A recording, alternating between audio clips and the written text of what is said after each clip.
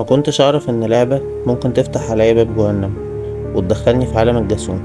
أنا أحمد جمال، ودي قصتي مع الجاسوم. سابع ملفات الراوي.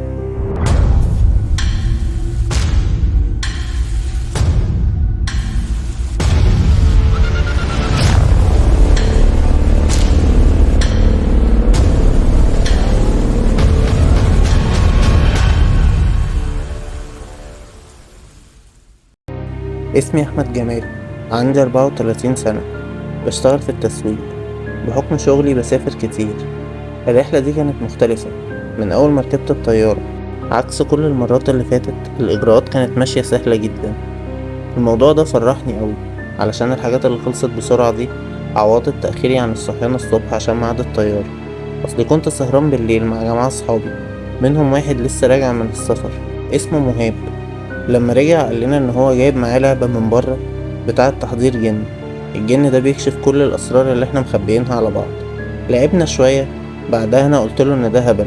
قفلت اللعبة وقفلت البورد بتاعتها وحدفته من على الترابيزة.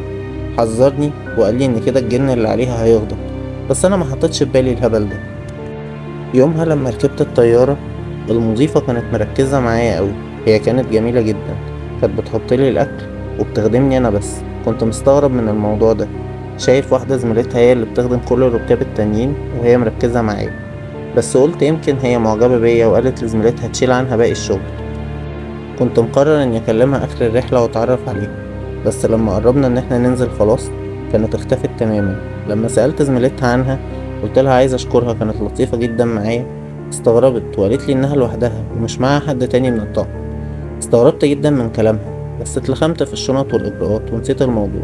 بعدين لما رحت الفندق اللي حجزتهولي الشركة، اتفاجئت انهم بيقولولي ان الحجز اتكنسل. طبعا كنت متضايق جدا من اللي حصل وكلمت الشركة.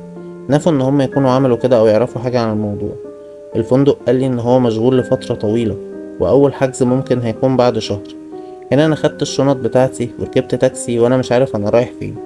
السواق اتطوع من نفسه وقال لي لو بتدور على مكان تبات فيه انا اعرف فندق صغير، هو قريب من هنا، مش 5 نجوم بس يقضي الغرض. لما وصلت لقيت الفندق شكله كويس، بس حسيته فاضي مفيهوش نزلة كتير. انا قلت كده اريح لي، اصلي ما بحبش الزحمه. اخدت مفتاح الاوضه بتاعتي ورحت اوضتي، كانت في الدور الرابع، اخر اوضه في الطرقه الطويله. يومها دخلت رميت الشنط، من التعب ما حسيتش بنفسي ونمت على السرير. تاني يوم الصبح صحيت بدري علشان الحق الاجتماع اللي ورايا. خدت شاور ونزلت بسرعه وانا مستعجل. وانا بفتح الباب لقيت الاوضه اللي جنبي خارج منها نفس المضيفه اللي كانت معايا. فرحت قوي ان انا شفتها ورحت عرفتها بنفسي، وهي قالت لي ان اسمها دينا. انا قلت لها اني دورت عليها بعد الرحله، بس زميلتها قالت لي انها لوحدها. ساعتها هي ابتسمت ومردتش عليا، قالت لي ان هي قاعده في الاوتيل يومين قبل ما تسافر تاني. اتفقنا ان احنا نتقابل بالليل ونتفسح سوا، وتعرفني على البلد لانها جيت هنا كذا مره قبل كده. فعلا بالليل اتفسحنا كتير واتبسطنا. اتفقنا اخر اليوم ان احنا نفطر سوا الصبح، بس لما الصبح جه اتاخرت عليا. خبطت كتير عليها ما فتحتش، لحد ما عامل التنظيف شافني وقال لي حضرتك بتخبط على مين؟ قلت له انا صديق النزيله اللي في الاوضه دي وما بتفتحش. كانت الصدمه. قال لي اوضه ايه حضرتك؟ الدور كله فاضي ما فيهوش غيرك، انت بتقول ايه؟ ساعتها انا استغربت من كلامه واتخضيت وقلت له ازاي، دي كانت معايا امبارح واتفسحنا طول الليل سوا وكنا متفقين نفطر سوا الصبح. بس هو كان مصر على كلامه. ساعتها انا نزلت للريسبشن، سالت هناك، وبتاع الريسبشن اكد لي نفس الكلام. ودي كانت صدمه كبيره بالنسبه لي. ساعتها طلعت اوضتي وقعدت ساكت على السرير مش فاهم اي حاجه ولا عارف ايه اللي بيحصل. قعدت افكر كتير، يمكن ده ما حصلش، بس ازاي انا فاكر كل حاجه كويس. بعد كده نزلت شفت الاجتماعات والشغل اللي ورايا. بعدين لما روحت نمت من التعب. في نص الليل صحيت مش عارف الساعه كانت كام. كنت مفتح عيني وواعي بس مش قادر اتحرك، كأني مشلول، جسمي مش بيستجيب لأي أمر بديهوله. وكنت حاسس بتقل كبير فوق صدري، مش قادر اخد نفسي. فجأة لقيتها ظهرت قاعدة فوق صدري، قاعدة بظهرها. فجأة لفت رقبتها، بقى وشها باصصلي وهي قاعدة بظهرها. حاولت اصرخ بس صوتي متحاش، مش عارف اتكلم. فهمت ولا لسه؟ كنت عاجباك صح؟ تعرف أنا مين؟ أنا مهجة، الجنية اللي كانت في اللعبة. لما قفلت اللعبة وحذفتها فجأة، قفلت باب الجحيم اللي أنا جيت منه ومعرفتش أرجع تاني. وقعدتلك قررت إني أخلي حياتك جحيم، هعيشك كل حالات الجن، المس، الجسوم، الجن العاشق، كل حاجة هوريها لك. صدقني حياتك عمرها ما هترجع زي ما كانت يا منسوس. وفجأة اختفت. قمت وانا مرعوب. اول ما عرفت احرك جسمي ولعت النور، لقيت الأوضة فاضية. جريت على بره، كنت خايف ومرعوب وبترعش، مش عارف اعمل ايه. كان نفسي اقدر ارجع مصر، بس للأسف كان لازم استنى لاخر الاسبوع عشان الاجتماعات اللي ورايا في الشغل. فضلت مش عارف انام ولا عارف اروح فين لحد الصبح. اول ما النهار طلع اتحركت عشان ميعاد الاجتماع. وانا ماشي كنت شايفها حواليا في كل مكان، واقفة وسط الناس بتبصلي في الشارع، فوق العربيات، فوق عربية القطر. كنت شايفها جنبي في كل مكان، حتى في الأسانسير، مش عايزة تختفي ولا ثانية واحدة. حتى في الاجتماع شفتها جنبي. حياتي بقت رعب، مش عارف اعمل ايه. اول ما رحت الفندق قفلت الأوضة على نفسي، قعدت اصرخ بعزم ما فيا: انتي فين؟ انتي عايزة ايه مني؟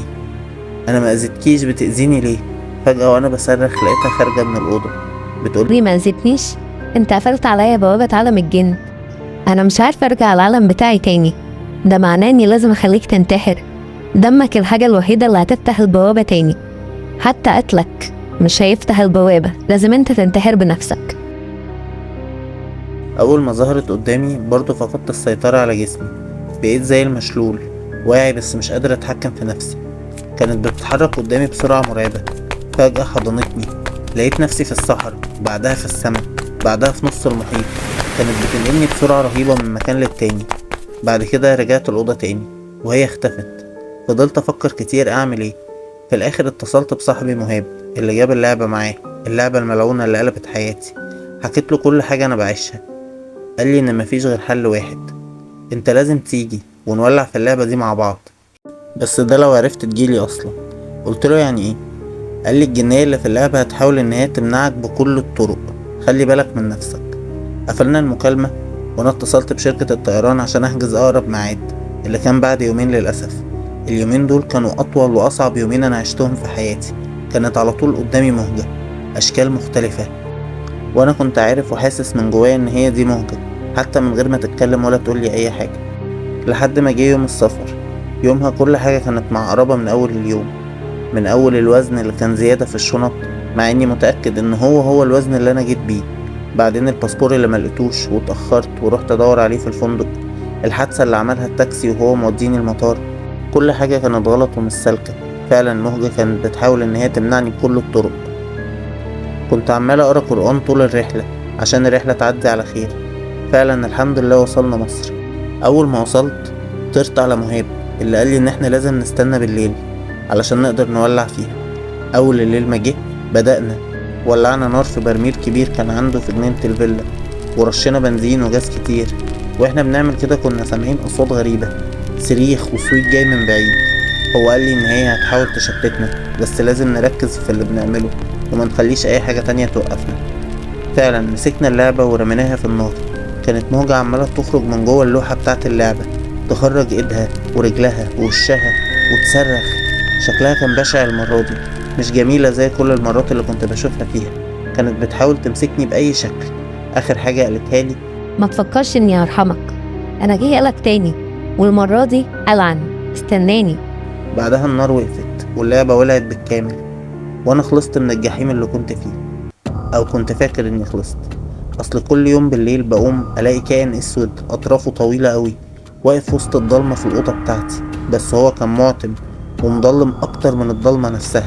بيقرب من السرير وبيقعد فوق صدري كل يوم بالليل، بيقعد ساعة أو 2. قال لي إن هو مهجة بس على شكلها الحقيقي، وإنه هيفضل في حياتي لحد ما أموت، وحتى بعد ما أموت هلاقيه معايا في القبر.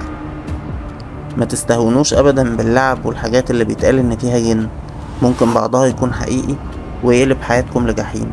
دي كانت نهاية الملف السابع من الراوي. إلى لقاء قريب مع ملف جديد مع الراوي.